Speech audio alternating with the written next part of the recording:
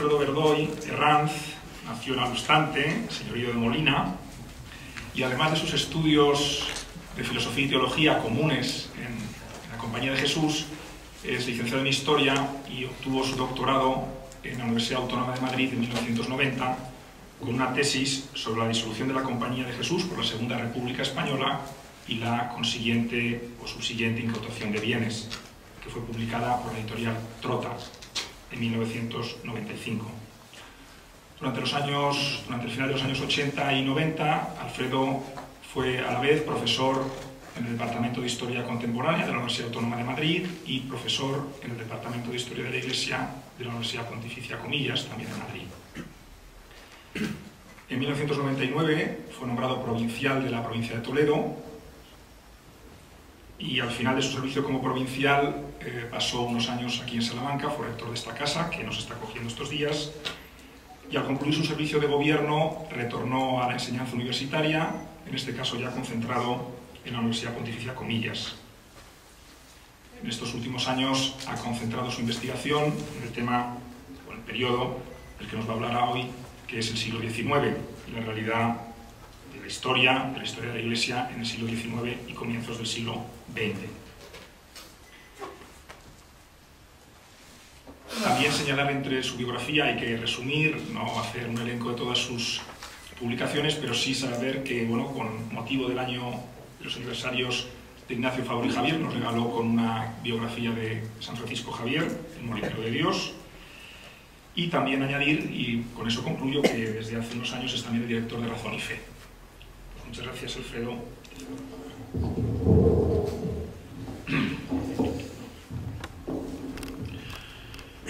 Quiero agradecer a la organización el que haya contado conmigo y también quiero agradecer esta leve modificación de nuestro horario, porque me parece que oyendo la última parte de la intervención del padre Revuelta me parecía que era más lógico continuar con esta intervención que posiblemente preparará la intervención de Diego Molina posteriormente. Agradezco también este pequeño detalle. Ustedes habrán recibido esta hoja, esquema, que trataremos de explicar aquí, pero antes de meterme propiamente en el asunto, vamos a hacer alguna lectura breve para ya desde el primer momento saber qué es lo que queremos lograr y cuáles son nuestros objetivos. Esto de hablar del ultramontanismo es bastante arriesgado, porque uno puede ser calificado y motejado de ultramontano a poco que te descuides. Entonces, esperemos no ser más ultramontano en la opinión pública de lo que podamos ser, pero esto es un riesgo. Aclarando términos, pues quiere decir que vamos a saber, no sé si por primera vez, lo que significa el ultramontanismo dentro de la Iglesia. Y el ultramontanismo dentro de la Iglesia sencillamente es la respuesta que la Iglesia da a los tiempos revolucionarios, constituyéndose en una entidad independiente, o al menos lo más independiente posible, frente a los poderes de los gobiernos y de los nuevos estados que, siguiendo su propia política y su propia naturaleza, tratan de abarcar absolutamente todo y de ordenar incluso la vida de la Iglesia. La Iglesia, especialmente bajo Pío IX, pues tratará de hacerse fuerte y de lograr a toda costa su independencia y con ello su identidad, y esto hará que se haga una nueva eclesiología, que el Papa ocupe un lugar en el corazón de todos sus fieles y que con ello aparezcan nuevas sensibilidades y nuevas orientaciones dentro de la Iglesia. Presentaremos la Revolución Francesa como una oportunidad para la Iglesia Católica, de la que nacerá en sentido amplio el ultramontanismo. Estudiaremos este proceso a lo largo de dos etapas, una que nace en la propia Europa, en Francia y en Alemania, y otra que tiene su continuidad, o al mismo tiempo se viene realizando desde Roma. Cuando lleguemos al final del pontificado de Gregorio XVI, estará cuajado el ultramontanismo, y lo que ocurrirá después es que será llevado a término desde Roma por el Papa tan peculiar y tan característico y tan formidable y genial como fue el Papa Pío IX. La consolidación del ultramontanismo supone el gobierno de la Iglesia Universal desde hace mucho tiempo, o desde hacía mucho tiempo, desde Roma, basándose en tres realidades. Primero, la creación de una nueva teología escolástica, o de un nuevo método escolástico que alcanzará su plenitud un año después de la muerte de Pío IX, el año 1879. Lo primero que hará León XIII es publicar la encíclica Aeterni Patris, donde el sistema neoescolástico o escolástico adquiere la plenitud y el refrendo que la Iglesia estaba buscando, y a partir de ahí ya no va a haber ninguna duda de cómo se tiene que estudiar y entender la teología, la política, la moral y la vida religiosa dentro de la Iglesia. Dada la importancia que tiene la figura del Papa Pío IX, pues hablaremos un poco de su estilo de gobierno, un estilo como el de todos los papas, bastante personal. Y después, pues desde estas consideraciones, nos centraremos un poco más en el caso francés, porque como hija mayor de la Iglesia, que es Francia, a Francia y al Papa le interesaba especialmente que esta Iglesia siguiera sus caminos. Finalmente daremos unas cuantas notas de lo que es el ultramontanismo, un mismo culto, la reforma litúrgica de Don Garanger extendida por toda Francia y desde Francia por todo el mundo, con la liquidación del galicanismo, unas devociones más ardientes, metódicas y cristológicas, una sensibilidad común y como apéndice, pues la Compañía de Jesús, si cabe calificarla como ultramontana, sí, y aquí tenemos unas cuantas obras, aunque se podrían poner muchas más. El Colegio Romano, la Universidad Gregoriana, la Civiltà Católica desde 1850 y la importancia y la consideración que los jesuitas tuvieron en el Vaticano I. Bueno, entonces, con esta aclaración, nos vamos a meter en este tema, cuyo resultado espero que sea positivo para el conocimiento de nuestra compañía, para el conocimiento de la historia universal y de la Iglesia y para nuestro examen de hoy. No examen mío en particular, que también, sino nuestro examen de cómo estamos en la Iglesia. La Revolución Francesa como oportunidad para la Iglesia Católica, el ultramontanismo. Si nos dejamos llevar por la dinámica revolucionaria y por los sufrimientos y padecimientos que la Iglesia experimentó durante esta coyuntura, constatamos por una parte el vacío en el que la Iglesia se encontraba y por otra, ya casi desde el principio, la oportunidad que la misma revolución le brindaba. La Revolución Francesa, en síntesis, le obligó a la Iglesia a pensarse a sí misma y a buscar un lugar en un mundo muy distinto del anterior, el mundo del antiguo régimen. La Iglesia del antiguo régimen, tal como hemos podido comprobar en las intervenciones que nos han precedido, fue una Iglesia muy dependiente de las estructuras administrativas, sociales, políticas, asistenciales y caritativas anteriores a la Revolución. Estructuras que al saltar por los aires arrastraron a la Iglesia, despojándola de su rico patrimonio y de sus privilegios, equiparándola con otras instituciones y obligándole desde el punto de vista más objetivo a organizarse jurídicamente y a proceder de manera distinta a cómo había venido haciéndolo. La Iglesia del antiguo régimen dependía en exceso de los intereses políticos de los países en los que se asentaba. Dicho de otra manera, pesaban más los intereses de las iglesias locales y nacionales que los intereses de la Iglesia universal. Pesaban más París, Nápoles, Madrid, Lisboa, Viena, Múnich que Roma. La Iglesia, se decía, está en el Estado y no el Estado en la Iglesia. Este predominio quedó perfectamente regulado y estipulado en el significado y práctica de lo que se conoce como regalismo en Francia, episcopalismo en el Imperio y patronato regio en España.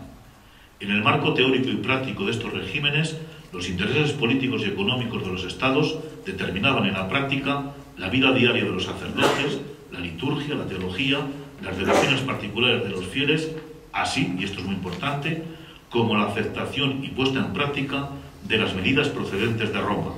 Con todo, Roma, qué duda cabe, seguía siendo el gran referente del catolicismo y de la Iglesia católica. Su influencia moral, su autoridad, su prestigio y su boato reforzaban la identidad católica de estas cuasi iglesias nacionales, ofreciéndoles al mismo tiempo una proyección universal y una fuerza de las que por sí mismas carecían. La Iglesia católica, en suma, estaba, de hecho, intervenida. Saben ustedes perfectamente lo que significa este término. España está intervenida por la Comunidad Económica Europea, España está intervenida por sus propias políticas, pues estaba de hecho intervenida o al menos muy condicionada.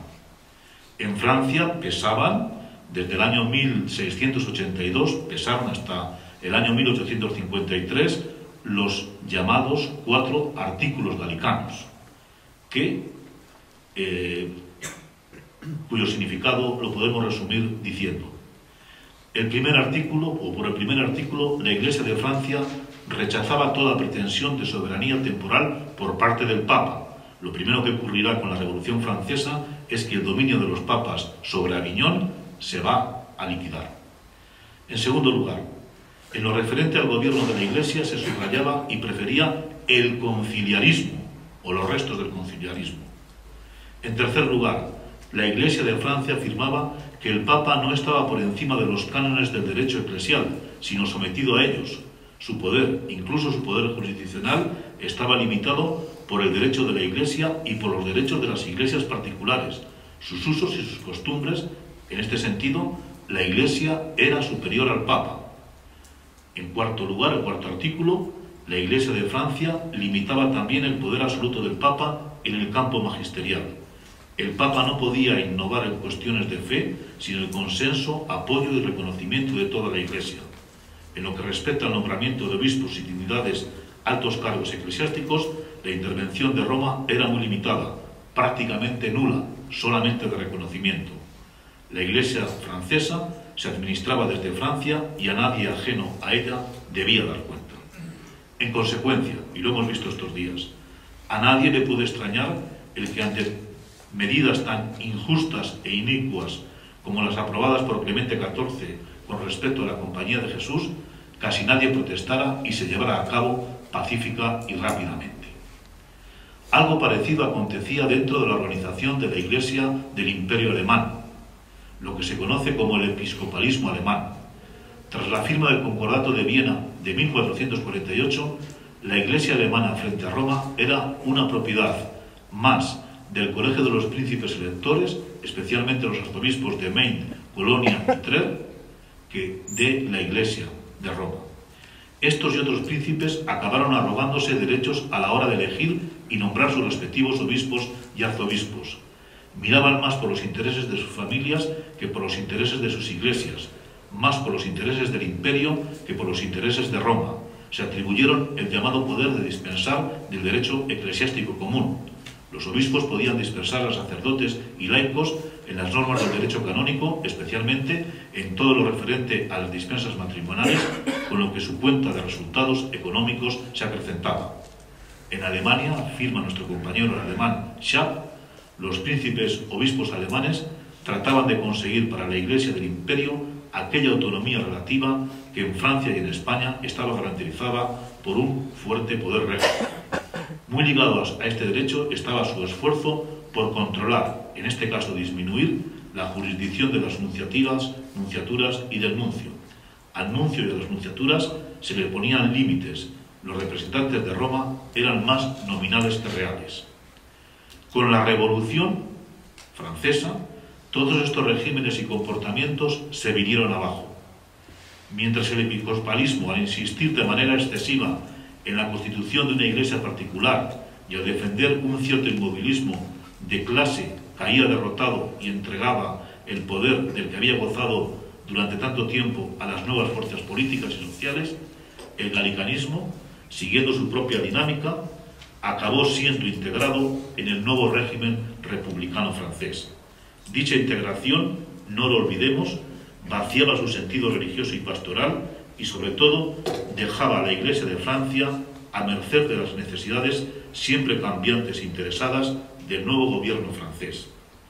Será, en medio del caos que supuso la Revolución Francesa para la Iglesia, y cuando casi nadie apostaba por el papado ni el poder potencial de Roma, será en estos tiempos cuando, haciendo nuestra la tesis del historiador de la Iglesia, historiador protestante de la Iglesia, Mir, el propio papado, para eliminar los efectos de la revolución, se haga revolucionario. Entonces, nosotros defendemos aquí que la revolución que la Iglesia va a vivir a lo largo de los primeros 70 años del siglo XIX es una respuesta, en cierto modo, revolucionaria a una revolución que sin esperarla sufre y padece. O por lo menos se tiene que ir haciendo revolucionario y tiene que ir cambiando de estructuras. Evidentemente su revolución no siguió las pautas revolucionarias imperantes a lo largo del siglo XIX. Sin embargo, sus resultados fueron bastante parecidos. La Iglesia acabó constituyéndose como un poder independiente y soberano frente a otros poderes y estados. Esto es el ultramontanismo. Roma logró crear un conjunto entramado de relaciones internacionales para apoyar en el exterior su propia causa. Esto es el ultramontanismo. La teología católica fue capaz, siguiendo a Trento y a Belarmino, de reconfigurar una nueva eclesiología con una clara vocación defensiva de los que se llamarán los derechos de Dios y los derechos de la Iglesia, más ultramontanismo. La Iglesia alumbró y definió una nueva identidad en la que lo cultural, lo devocional y lo litúrgico se hizo más homogéneo, universal y propio. También esto es el ultramontanismo. En suma, tras la Revolución Francesa se edificó una Iglesia fuerte, centralizada en lo administrativo y muy consciente de su poder. Infalible, 1870, en lo doctrinal, antiliberal en lo político, activa y misionera, devota y con una fuerte identidad. Una empresa dirigida y animada por un papa que cada vez era más rey, el Papa Rey, y que pronto se convertiría en objeto de admiración, devoción y reconocimiento, primero entre sus fieles y con el paso del tiempo entre los no católicos. No voy a leer aquí un texto que tengo del padre oratoniano inglés antes de su conversión, William Faber, en un viaje en el año 1843 a Roma. Prácticamente describe una escena en la que este hombre, que tanta importancia ha tenido en la configuración de las devociones del siglo XIX y del siglo XX, eleva al anciano Papa Gregorio XVI a la categoría de Jesucristo encarnado en la tierra. Ante todo y ante él todo lo que se haga es poco. Pues bien, este Papa Rey será reconocido y considerado como un elemento de la devoción de los católicos y con el paso del tiempo de la admiración de otras personas. Un esfuerzo que en todo momento contó con la colaboración, auxilio y entusiasmo de la Compañía de Jesús recién restaurada. Todo esto, con sus consecuencias y derivados, es lo que se conoce tradicionalmente como ultramontanismo, una realidad eclesial y sociológica en la que ha transcurrido y transcurre buena parte de la vida de la Iglesia Católica, realidad que será el objeto de nuestra intervención. ¿Cómo se llegó a ello? A mi modo de entender, la Iglesia supo y pudo, en una primera etapa que llamaremos europea, ligar los intereses, las necesidades y afectos de los católicos de las periferias, más en concreto de parte de los católicos de Francia y del Imperio, a Roma, para en una segunda etapa, esta vez dirigida desde Roma, la etapa romana, lograr su independencia frente a los estados y de paso fortalecer su propia identidad. Primera etapa, la etapa europea de la Revolución Ultramontana. En 1799 fallecía en el exilio de Valence, Francia, el Papa Pío VI. Fue enterrado como un ciudadano más. El sistema papal y todo lo relacionado con su infalibilidad parecían sentenciados a muerte. El Papa y todos sus atributos eran en esos momentos una reliquia del pasado. Sin embargo, ese mismo año, el camaldunense Capellari, con el tiempo el Papa Gregorio XVI, daba a la luz un grueso texto con este título: El triunfo de la Santa Sede y de la Iglesia contra los ataques de los novadores combatidos y rechazados con sus propias armas. Texto que anticipaba el ultramontanismo. En este libro se defendía la inmutabilidad de la Iglesia frente a los cambios rápidos y convulsos que estaba viviendo el mundo. Se defendía igualmente la soberanía temporal del Papa, su supremacía sobre la Iglesia y la dependencia de ésta respecto de aquel. Durante las dos primeras décadas del siglo XIX se fueron haciendo realidad los pronósticos y sueños de Capellari. Numerosos católicos franceses y alemanes se acercaron a Roma. Los intereses, afinidades, estilos y talantes de estos católicos de la periferia se fueron haciendo comunes al modo de proceder y sentir de Roma. ¿Qué es lo que pasó en Francia? Lo que en realidad pasó en Francia a lo largo de las 2 primeras décadas del siglo XIX fue, por una parte, que tanto el galicanismo francés, la antigua Iglesia Galicana francesa, remozada, como ayer se nos dijo, y dominada por el nuevo Estado, tras la Constitución Civil del Clero, 1790, y el Concordato de 1801, se fue alejando de sus antiguos parámetros, costumbres y aspiraciones para constituirse en una Iglesia cada vez más nacional y francesa, dependiente en sus diversas etapas de los intereses de la nación, encarnados y expresados por el Ministerio de Asuntos Eclesiásticos, perfectamente organizado por un maestro del derecho, Parisis, a lo largo de la Restauración primero y del Segundo Imperio después. Y por otra parte, ante los graves problemas que una parte del clero y de la jerarquía francesa sufrieron con el ajuste constitucional, estos sacerdotes, muchos de los fieles y algunas cuantas decenas de obispos y de arzobispos, cada vez se sentían alejados y contrarios a los intereses del imperio y cada vez se sentían más cercanos a la Iglesia de Roma. Ante el grave problema suscitado con la convocatoria del Concilio Nacional francés para arreglar que estuvo a punto de encender un nuevo cisma, Roma, sirviéndose de su poder jurisdiccional y atendiendo tanto a sus propios intereses como a las necesidades del imperio, logró finalmente el arreglo del eventual cisma de la Iglesia francesa, y lo logró suprimiendo con su autoridad a muchos obispos que habían sido consagrados antes y durante la Revolución Francesa y que no tenían la posibilidad de gobernar ninguna diócesis, porque las diócesis francesas anteriores a la Revolución eran muchas más que las que después habría con el arreglo de la Constitución Civil del Clero, y no había más remedio que privarles de su ministerio. ¿Qué consecuencias parciales podemos sacar de aquí? La Iglesia Galicana, estamos hablando de la iglesia más potente de la nacional dentro del catolicismo, ante el riesgo de constituirse en una iglesia en la que no se garantizaba el mantenimiento de la sucesión apostólica, palabras graves que nos aproximan al anglicanismo, se inclinaba antes ante el poder jurisdiccional y ante el derecho divino que nadie, como Roma y el Papa, encarnaban. Segundo, la Iglesia Galicana, ante la eventual liquidación de la colegialidad apostólica, llegaba a la conclusión de que era mucho mejor la defensa de sus intereses por Roma que su dependencia del gobierno francés. El Papa, tras muchos siglos de preterición, ejercía su autoridad y entraba de lleno en el gobierno y en la administración de una iglesia tan refractaria y orgullosa en la defensa de sus derechos frente a Roma como la galicana. Roma, aunque puede parecer que por bien de paz claudicaba frente a los intereses del gobierno de Napoleón, salvó la continuidad católica en Francia y al mismo tiempo proyectó su futuro en la línea del nuevo programa que estaba elaborándose en Roma. Lo veremos dentro de un momento. Algo parecido ocurrió en la Iglesia alemana.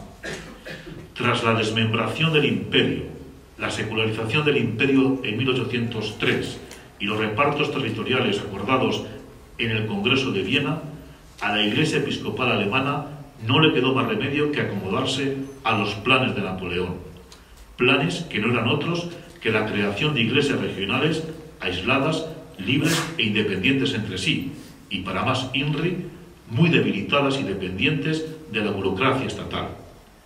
Esta situación de dependencia de los gobiernos acabaría a la larga vinculando a estas iglesias con Roma. Los eclesiásticos y muchos fieles alemanes admitieron por primera vez que Roma defendía con más garantía sus derechos y privilegios que los gobiernos alemanes. En suma, la desarticulación de las estructuras de la vieja Iglesia imperial, la creación de nuevas diócesis y la acometividad de los nuevos gobiernos acabaron orientando a los católicos de estas iglesias hacia Roma. Para los católicos alemanes les traía más cuenta sentir la creciente fuerza de Roma que estar peleándose continuamente con sus respectivos gobiernos. Roma, Por paradójico que pueda sonar, y pese a las apariencias de debilidad evidentes en el Congreso de Viena, comenzaba a tener más fuerza y a recuperar su independencia y libertad frente a los estados. De todo esto se pueden sacar unas cuantas consecuencias más. El Papa, algo hasta entonces nunca visto, pasa por encima de derechos, tradiciones históricas y costumbres heredadas. Capellari llevaba razón. Roma estaba mucho mejor preparada para afrontar los nuevos tiempos que las iglesias nacionales.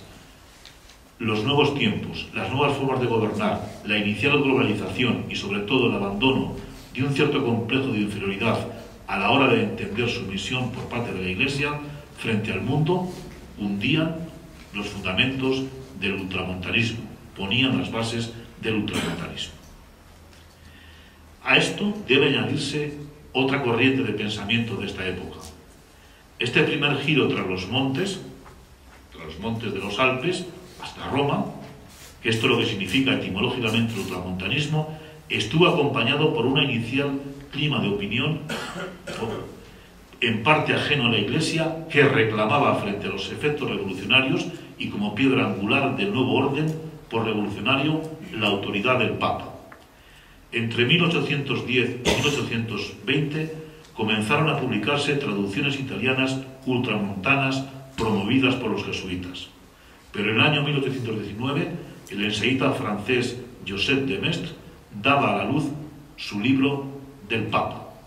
Este libro, apoyándose mucho menos en testimonios bíblicos o practísticos que en analogías con la sociedad política, vista en la perspectiva de la monarquía absoluta. En este libro se defendían muy simplificadamente los principios papalistas. La infalibilidad y soberanía pontificias se ponían por primera vez sobre la mesa. ¿Qué defendían? Defendían la supremacía de la monarquía absoluta sobre cualquier otra forma de gobierno y postulaban como modelo de la misma la monarquía pontificia. Para estos autores, especialmente para de Maistre, todo su sistema giraba en torno al orden, al mejor orden, al orden salido de las manos de un Dios creador. Un orden claro y evidente que expresaba la filosofía del sentido común, fiel reflejo de un rosario de leyes a las que todo lo creado estaba sometido. Las verdades sobre las que descansaba dicho orden descansaban en la historia y en los dogmas religiosos, más bien católicos, evidentes por sí mismos y también universales. La afirmación de estos principios comportaba igualmente la recuperación y la defensa del cristianismo, la reaparición de Dios y los derechos de Dios. El cristianismo era elevado a la categoría de fuente y luz del buen gobierno de los hombres y de la sociedad. El cristianismo y el catolicismo estaban a un paso de transformarse en fortines inexpugnables. Dios, pese al triunfo de la revolución, no solo no había muerto, sino que estaba más vivo que nunca. Dios seguía gobernando el mundo, la vida, acción de todos los hombres. De Maistre estaba construyendo un orden social con materiales religiosos y teológicos, un orden que aseguraba la vida del ser humano, un orden totalmente de Dios y de su providencia, un Dios a medio camino entre el Dios del teísmo y el Dios cristiano. Esto suponía en el orden político la irrupción y con el paso del tiempo del afianzamiento de un sistema político bastante diferente del que la revolución había alumbrado. Al existir nuevamente Dios, todo debía ajustarse a sus dictados. El poder político, para alcanzar su legitimidad, tenía que someterse al poder espiritual, al Papa y a la Iglesia, y en última instancia a Dios. En lo referente al voluntarismo político, es decir, a todo lo relacionado con el contrato social, con el origen del Estado, con el origen de los gobiernos, mientras que para los filósofos la sociedad era fruto de la voluntad e inteligencia del hombre, fruto a su vez de los acuerdos y del contrato social en sentido amplio, para Maistre y sus herederos, los fundamentos de la sociedad estaban fijados por la verdad religiosa, que los convierte en indestructibles, por leyes morales que escapan a la acción humana. Esta permanece sometida sin alternativa a las mismas. En lo referente a la forma de gobierno, mientras que para los filósofos éstas dependían de la voluntad humana y debían ser armónicas con los intereses de la sociedad, los tradicionalistas dirán que es imposible la elaboración de una constitución donde queden fijados los marcos de la actuación de la sociedad. Y frente a las diversas formas de gobierno, entre ellas la república o las monarquías parlamentarias, estos hombres postulaban la creación, la reposición de las monarquías y las monarquías absolutistas, fiel reflejo de la voluntad de Dios y de los quereres de la Iglesia, en una especie mixta entre absolutismo y agustinismo político. La Iglesia católica, ligada a la tradición y jerárquicamente ordenada, era la garantía legítima de toda autoridad. Estas teorías tenían un corolario. A la soberanía del Papa le correspondía el primado y la infalibilidad. Más aún, el Papa, en opinión del primer Lamennais, frente a la arbitrariedad y la anarquía sociales, era el custodio de la libertad. Esta versión e interpretación de la revelación del papel de la Iglesia, de la figura y la misión del Papa, acabaron constituyendo la versión más combativa del ultramontanismo, de lo que a la Iglesia le correspondía hacer, primero, dentro de su propia casa, y también, una vez reforzada la autoridad dentro de su propia casa, fuera. Bien, no vamos a extendernos con las versiones más limitadas y quizá más provechosas y más acordes con la realidad social y política del tiempo que representa la Lamennais, de la que nacerá un catolicismo más liberal. Igualmente, al mismo tiempo, se dieron una serie de pasos desde Roma. Vamos ahora ya a entrar en Roma. Nunca la Iglesia se había mostrado tan débil como en las vísperas del Congreso de Viena, año 1814. Sin embargo, Roma, prácticamente a partir de 1814, se convertirá en el corazón del catolicismo, en la capital donde brille con nueva fuerza la llama eterna de la fe católica. Capitales en esta fase del gobierno de la Iglesia fueron el Papa Pío VII y su secretario de Estado, Ercole Consalvi. Pío VII y Consalvi, al decir de un historiador de la Gregoriana, Regoli, se preguntaron: ¿realmente era posible o es posible una vuelta al antiguo régimen? Y su respuesta fue más bien negativa. A la altura de 1814 no existían visos de una posible vuelta atrás. La Iglesia trató de no dejarse llevar por lo que este historiador denomina restauración ingenua, consistente en el mantenimiento del mismo rango, de los mismos derechos y prerrogativas que tenía antes de 1789.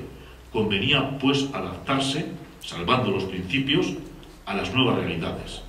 Los principios son siempre los que favorecen a la Iglesia. La Iglesia, con esta política, salió ganando. Su porvenir se aseguraba gracias a tres factores contradictorios entre sí, pero que le dieron una cierta estabilidad. Y estos tres factores o hechos fueron la firma de los concordatos en la primera mitad del siglo XIX, con los nuevos estados, la recuperación de los estados pontificios y la vuelta a la vida eclesiástica, a la vida real de las antiguas órdenes religiosas. La firma de los concordatos. El gran impulsor de estos primeros concordatos fue el secretario de Estado, el cardenal Consalvi. Entre 1817 y 19 se firmaron concordatos con Cerdeña, Francia, Nápoles y Rusia, y los pequeños estados alemanes. Y lo que va a predominar es la que se llama la doctrina Görres, la llamada doctrina de la coordinación, que en un sentido amplio se aplicó a lo largo de todo el siglo XIX. En aquellos países donde se mezclaban varias confesiones y donde el derecho civil de origen francés había laicizado el Estado y la sociedad, las libertades esenciales de la Iglesia serían salvaguardadas no por un recurso a los imperativos abstractos del derecho canónico, sino mediante acuerdos concretos y limitados, tendentes a limar los puntos de fricción entre ambas potestades, la eclesiástica y la civil. Los estados pontificios. Tan importante o más de cara a la reconstitución de la Iglesia fue la efectiva recuperación de los estados pontificios, la Italia central. Elemento clave en la configuración del ultramontanismo, repetimos, fueron los estados pontificios. Su gran organizador e impulsor fue una vez más Consalvi, y su recuperación supuso, de hecho, la liquidación de la Italia napoleónica, de la que ayer oíamos hablar. Por un decreto del cardenal Agostino Rivarola, del 13 de mayo de 1814, todas las leyes francesas, así como el Código Napoleónico, quedaban anulados. Se volvía a la confusa administración y legislación pontificia, se restauraba el Santo Oficio, los registros civiles fueron transferidos al clero, se anulaban las ventas de los bienes eclesiásticos y se restablecían los conventos. Administrativamente, los estados pontificios sirvieron para seguir reforzando en los nuevos tiempos la soberanía del Papa, hasta hacer de los estados pontificios una especie de laboratorio de lo que la Iglesia quería hacer en todas las regiones y en toda la Iglesia católica. El Papa soberano en estas tierras no podía, en consecuencia, alinear una parte de esta soberanía en beneficio del pueblo y mucho menos podía permitir que otros estados, como al final pasó, usurpasen sus territorios. Los estados pontificios debían mantenerse, pues, en su integridad. Ayer también se aludía a la importancia del breve Solicitudo Onium Ecclesiarum. El Papa Pío VII quería, con la restauración de la Compañía de Jesús, evidenciar la restauración de las demás congregaciones religiosas. Esto va a tener muchísima importancia y no hace falta que diga nada.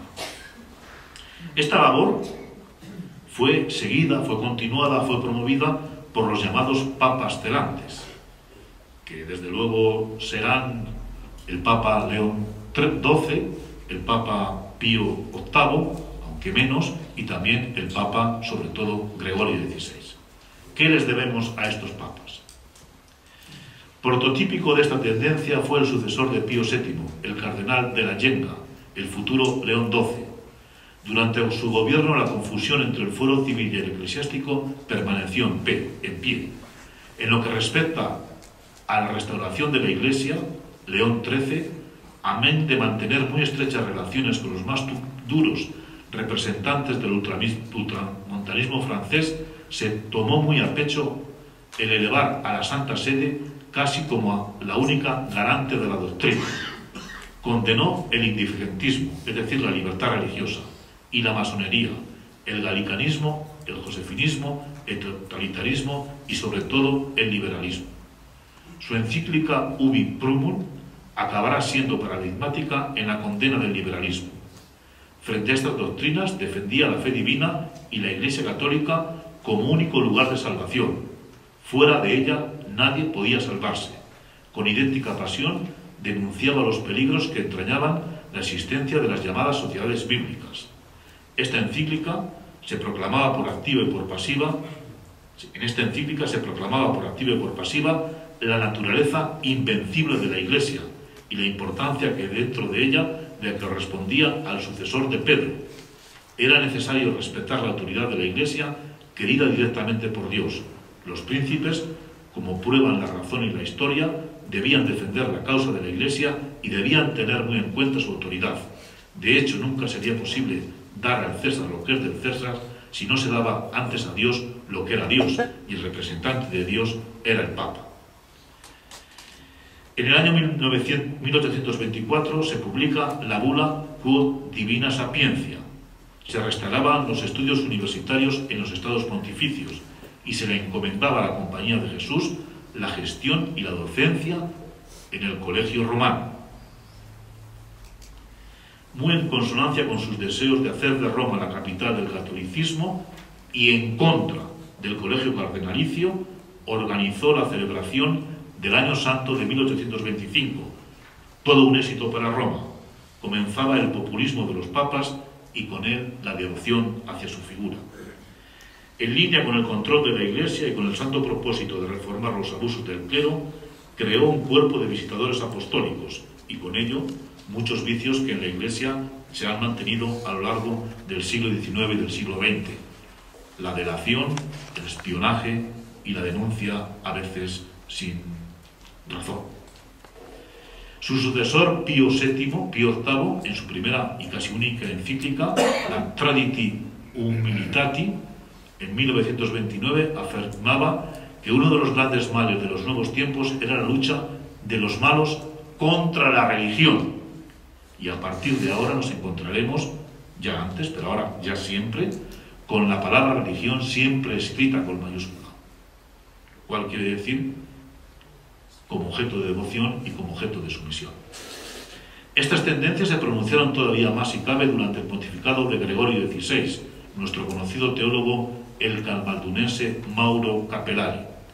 Hizo cuanto pudo para llevar a buen puerto lo que había escrito 30 años antes, la defensa a ultranza de un extremo papalismo. Toda la vida de la Iglesia se subordinaba a la persona del Papa. Iba quedando claro el carácter monárquico de la monarquía pontificia y la defensa y necesidad para el buen gobierno de la Iglesia y también de la infalibilidad. Comenzaba el ultramontanismo ya totalmente en serio. Segunda parte. La consolidación del ultramontanismo, el gobierno de la Iglesia universal desde Roma. Aquí nos corresponde hablar de la escolástica. Brevemente vamos a hacer algunas alusiones para poder terminar. Se rechazaba toda tentativa de entendimiento entre la teología y las ciencias modernas y se ponían las bases de un sistema filosófico, el sistema escolástico. Bueno, lo más importante de todo esto es el reconocimiento. En el año 1879, unos meses después de ser elegido Papa el nuevo León XIII, de la publicación de su encíclica Aeterni Patris. La Iglesia necesitaba un sistema de enseñanza universal, reconocible, aplicable en todo su esfuerzo doctrinal y en todo su esfuerzo moral. Entonces todo esto se fue construyendo poco a poco y todo esto fue dando sus resultados, sobre todo a finales del siglo XIX y comienzos del siglo XX. Pero se corrieron una serie de riesgos que voy a tratar de presentar muy brevemente. Primero, se dejó de lado todo lo que tenía que ver con lo histórico, con lo positivo, con lo sociológico, y se afianzaron siempre los principios. Los que han estudiado teología escolástica, según este método, saben que la historia se utiliza como argumento apologético para la defensa de una serie de proposiciones.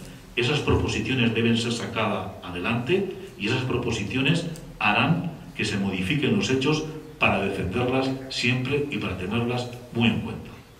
En segundo lugar, no hay una clara frontera entre lo que la Iglesia piensa que debe ser su derecho y el derecho de otros pueblos y de otras naciones. La Iglesia, siguiendo los principios anteriores, piensa que ella siempre lleva razón, que ella es el auténtico o la auténtica intérprete de la voluntad divina y que por lo tanto todo lo que diga ella debe ser tenido en cuenta. En tercer lugar, la Iglesia sobrenaturaliza absolutamente todo y quiere que todas las personas deban seguir este camino. Entonces, evidentemente este sistema va a salir adelante, seguramente nos lo explicarán después, y con ello se van a ir defendiendo los llamados derechos de Dios, los llamados derechos de la Iglesia y la figura y el papel y la relevancia del Papa por encima de toda instancia y de toda crítica. Esta eclesiología será la eclesiología triunfante en el Concilio Vaticano I, y esta eclesiología será la eclesiología en la que se ha constituido, o sobre la que se constituyó, la vida de la Iglesia y el gobierno de la Iglesia hasta prácticamente el Concilio Vaticano I. ¿Qué ha tenido que ver en toda esta historia y en todo este esfuerzo la Compañía de Jesús? Pues yo diría que ha tenido que ver muchísimo. Y que de hecho nosotros sabemos que, por ejemplo, el Papa León XIII, magnífico alumno del Colegio Romano, bedel permanente y delegado permanente desde sus 14 o 15 años, dominador del latín y de la poesía y de todas las reuniones y fiestas en este colegio, pues muy devoto de sus profesores, será el que ponga y el que autorice este método en toda la Iglesia. Aquí habría que citar a padres y a profesores algunos después jesuitas, pero bueno, tendríamos que citar al padre Perrone, al exjesuita Carlo María Passaglia, Schrader, Juan Bautista Fraserin, etc. No nos paramos porque este asunto yo creo que corresponde más a la situación posterior. Un estilo propio de gobierno. Esta eclesiología acabó determinando y justificando una estructura muy piramidal y jerárquica, en la que el Papa no solo ocupaba el primer lugar, sino que sus decisiones, muchas de ellas claves para la fe católica, o bien se tomaban con el único objetivo de reforzar su autoridad, o bien con la pretensión de ir creando una identidad romana, costase lo que costase. Al Papa Pío IX se le podrá criticar por todo, menos por no haber trabajado siguiendo un plan muy concreto. Dicho plan no fue otro que el conseguir la independencia de la Iglesia frente a los estados liberales, lo que le supuso un enfrentamiento en clave de contienda con el liberalismo y con los estados liberales. También se propuso alumbrar poco a poco una nueva identidad no solo de los eclesiásticos y de los religiosos, sino también del pueblo más sencillo. Todo esto supuso inspirar toda la vida de la Iglesia en todas sus manifestaciones en una nueva sensibilidad. En la consecución de este objetivo tuvo mucho que ver la propia personalidad del Papa Mastai Ferretti. Pío IX era un italiano con gran dominio de la escena pública. Supo mostrarse sensible con el pueblo, lloraba con facilidad. Devoto con los peregrinos que cada vez llegaban más a Roma. Cercano a los problemas de la gente, zalamero, con personajes de la calaña de Luis Viullot, de que hablaremos después. Trágico y dolorido cuando sentía que la Iglesia era atacada por los gobiernos liberales, abrumado cuando percibió la pérdida de sus estados pontificios, diplomático con hombres de valer como el cardenal francés Di Pallo, opuesto a él en casi todo, reaccionario y hasta vengativo con el mejor estilo romano, con eclesiásticos representantes del Estado que pensaban de manera distinta. Conectado en suma con todo lo que le interesaba y con todo lo que suponía el agradecimiento y fortalecimiento de la Iglesia. Capital, así lo han considerado los mejores conocedores de este pontificado, fue el comportamiento y el singular modo de proceder de su eterno secretario de Estado, el cardenal Antonelli, persona hábil, muñidora y maestro de intrigas, medias palabras y lentos y prolijos procesos. La curia romana, cada vez más grande y mejor engrasada, estimulaba por hábiles nuncios, formados por el mismo Antonelli, fue detrayendo primero e invadiendo después el gobierno ordinario de las diócesis y de las congregaciones religiosas. Poco a poco, los asuntos más delicados del gobierno de la Iglesia y también más ordinarios se fueron trasladando a Roma. Los criterios romanos y el modo de proceder de Roma fueron seguidos en todo el mundo. Roma locuta, causa finita. El Santo Oficio y el índice de libros prohibidos se activaron hasta modelar la teología al modo romano.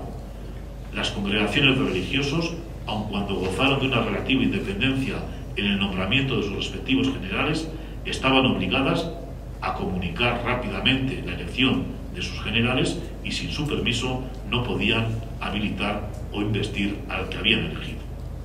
El Papa gobernaba la Iglesia con suave guante de seda, pero con mano de hierro.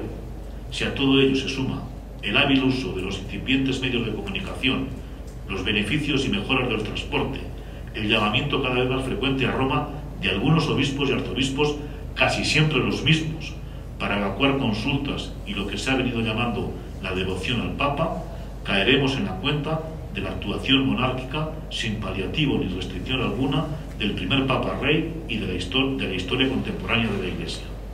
Fruto de cuanto estamos tratando de describir fue la creación de amplios grupos de fieles católicos y eclesiásticos que desde 1850 reclamaban y justificaban, por una parte, la infalibilidad del Papa en lo dogmático y doctrinal y la soberanía del Papa en lo político y terrenal. Bien, pasamos a el control de las iglesias nacionales, el caso francés y alemán. Brevemente. Yo creo que el caso más importante y el que nos interesa estudiar más ahora es el caso francés. Ciertamente la Iglesia va a sufrir una serie de vaivenes en el interior de Francia y en sus relaciones con la Santa Sede hasta prácticamente el año 1833, en las que los papas reconocen el régimen de Luis Felipe de Borgoña, el duque de Orleans, reconoce este gobierno y a partir de ahí mejoran las relaciones de Roma con Francia. Todo esto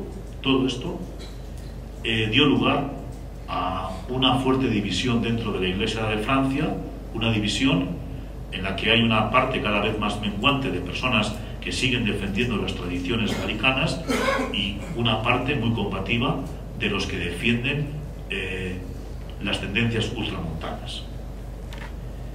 La Iglesia de Francia, y con ella el pueblo católico francés, tal como en su día demostrase el historiador australiano Austin Cook, vivieron todo un proceso dirigido desde Roma, engrasado y actualizado por nuncios de la categoría de Raffaele Fornari y Garibaldi, cuyo único objetivo fue el de hacer de la Iglesia francesa la iglesia más fiel a Roma de entre las iglesias nacionales.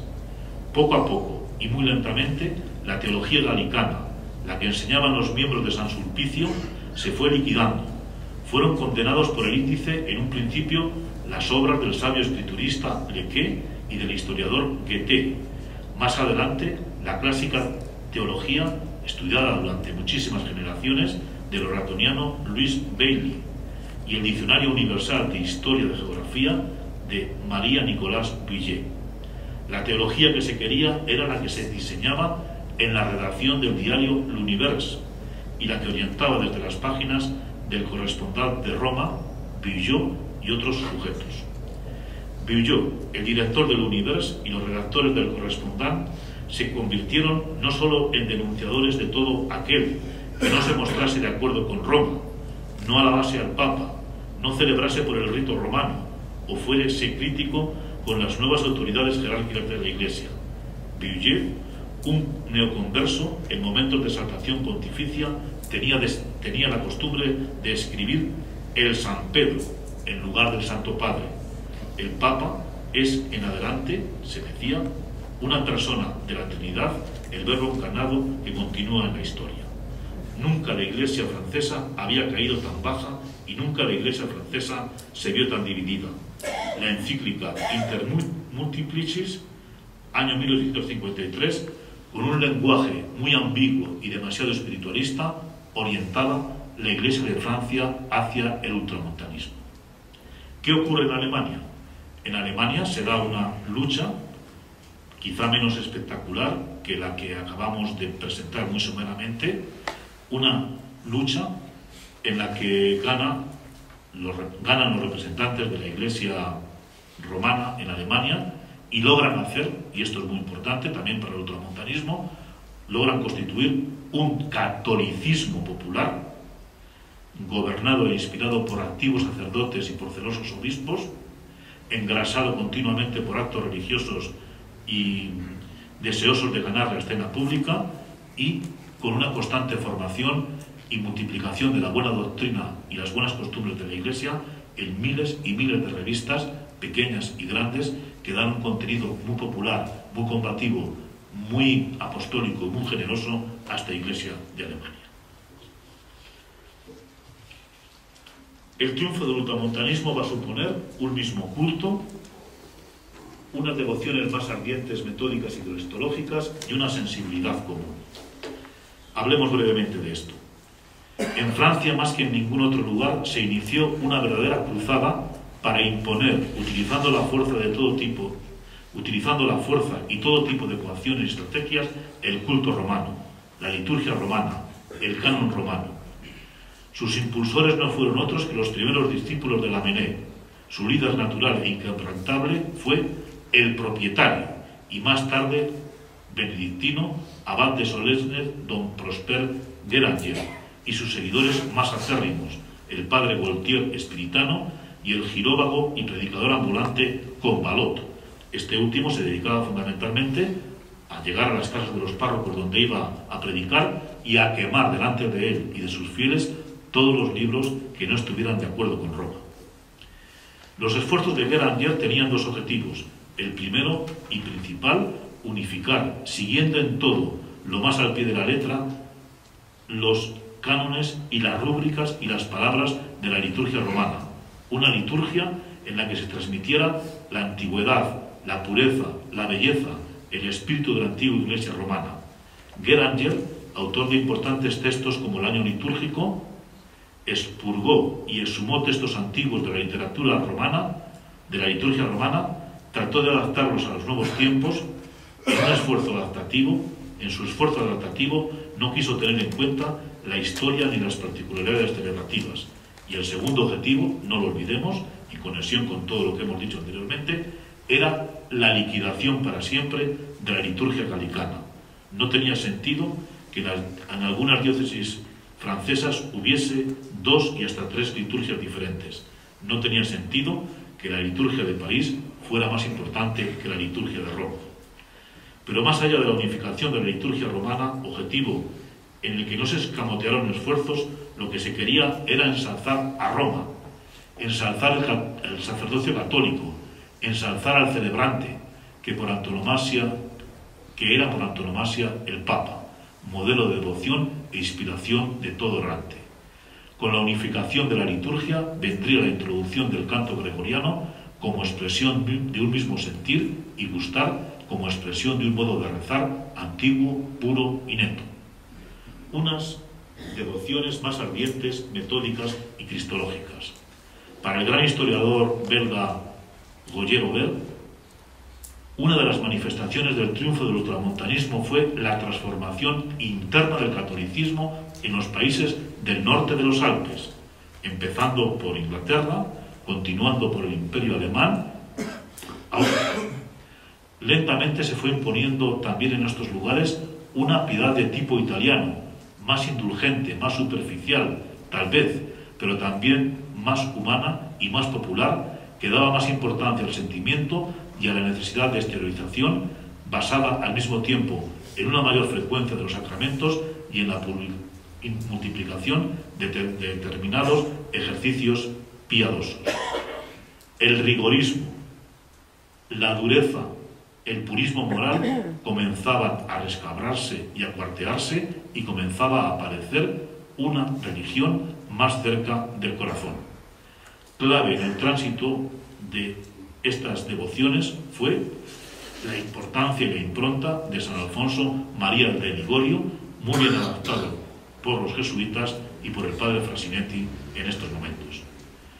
Con los primeros descubrimientos arqueológicos romanos comenzó a cobrar mucha importancia el culto a las reliquias y a los santos romanos, y por extensión a los santos locales y regionales. Santa Filomena, enterrada en Roma, fue el objeto de devoción de Vianney, de San Juan María Vianney. También San Roque, San Antonio de Padua, San José, etc. Clave en la instauración de estas nuevas o antiguas devociones es la presencia y la autoridad del sacerdote. Un sacerdote en medio de su pueblo, más humano y más cercano a las realidades cotidianas de sus fieles y por lo tanto menos rígido y con una capacidad más grande para labrar.